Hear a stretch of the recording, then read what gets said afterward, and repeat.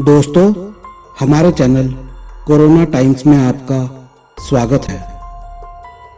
आज मैं आपको एक ऐसी महत्वपूर्ण घटना के बारे में बताने जा रहा हूं जो आज के समय से बहुत मेल खाती है।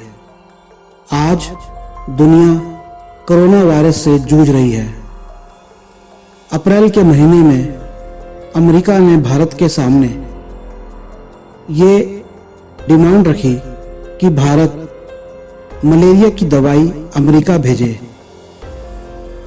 भारत ने दोस्ती का हाथ बढ़ाते हुए अमेरिका को मलेरिया की दवाई दी।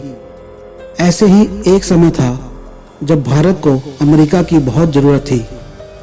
उस समय बिहार में महाअकाल की स्थिति आ गई थी।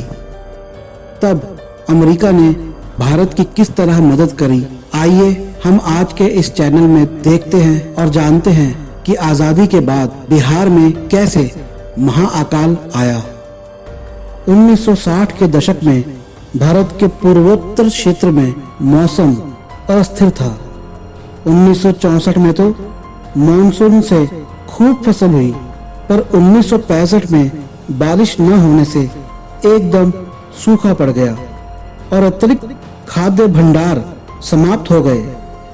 1966 में तो भारत के अन्य क्षेत्रों में भी मॉनसून खराब ही रहा। असम में समुद्री चक्रवात का तांडव चला और भारत के अन्य क्षेत्रों में या तो मॉनसून नहीं आया या बहुत देर से आया। मुंबई, तब के बॉम्बे में स्टॉक एक्सचेंज में काम करने वालों ने अच्छे मॉनसून के लिए प्रार्थना भी की। बहुत से गांवों ने उस प्राचीन रिवाज का सहारा लिया जिसमें एक कुंवारी लड़की को आदमी के वस्त्र या निर्वस्त्र रात में खेत बोने के लिए इस आस से भेजा जाता था कि इससे बारिश होगी और जमीन उपजाऊ होगी। तब बिहार भारत का एक बड़ा राज्य था। यहाँ 6ठी ईस्वी पूर्व पटना के पास गया में राजकुमार सिद्धार्थ ने निर्वाण की प्राप्ति की थी। भारत की इस उपजाऊ उत्तरी मैदान में धान यानी कि चावल, सरसों, जौ, अनाज, मक्का, गन्ना, जूट और तंबाकू की खेती की जाती थी। बिहार को तो गन्ने का असली घर भी कहा जाता था, पर इसके पड़ोसी राज्य बंगाल की तरह यहाँ भी लोगों पर अक्सर ही मौसम की मार पड़ती थी। 1966 में मानसून की वर्षा कुछ समय के लिए हुई और फिर रुक गई। धान की फसल पानी की कमी के कारण सूख गई और बारिश नहीं हुई। अक्टूबर तक ये निश्चित हो गया कि तब बोई हुई फसल बर्बाद हो चुकी है। यहाँ तक कि जमीन भी तपकर इतनी ठोस हो चुकी थी कि उसमें जोतने वाले हल की लकड़ी भी टूट जाती थी, या फिर कहीं जमीन में गड्ढा कर भी दिया जाता तो उसमें बीज बोना मुश्किल था। केवल कुछ क्षेत्रों में ही बसंत में फसल की बुआई हुई। 4 करोड़ 70 लाख बिहार के लोगों के लिए बाकी मौसम में खाने को कुछ नहीं बचा। बिहार जल्द ही बंजर भूमि, सूखी नहरों और कमजोर पड़ चुके श्रमिकों का एक निराशा से भरा क्षेत्र बन गया। जहां फसल बच भी गई थी, वहां के किसानों ने दिन रात लगाकर भूमिगत पानी को सिंचाई के लिए निकाला। तब बिहार की सरकार की जमकर निंदा हुई कि उन्होंने सिंचाई की योजनाओं के ऐसे छोटे कार्य भी नहीं किए जिनसे उस मुसीबत को टाला जा सकता था। केवल 7% कृषि भूमि को ही सिंचाई से बचाया जा सका, जबकि विषम सूखे में भी राज्य के बहुत से क्षेत्रों में भूमिगत जल के स्रोत मौजूद थे। संयुक्त राज्य अमेरिका या कहें अमेरिका से आने वाले गेहूं ने बिहार के लोगों की जान बचाई। उस समय 90 लाख टन गेहूं अमेरिका से बिहार लाया गया, जो तब के अमेरिका की कुल उपज का 5वां हिस्सा था।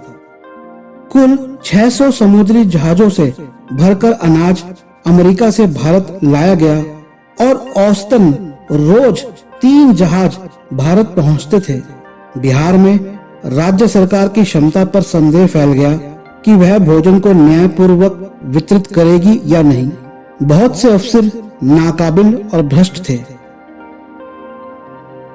संयोग से 1967 में राज्य में चुनाव हुए और बिहार में पहली बार गैर कांग्रेसी सरकार का गठन हुआ।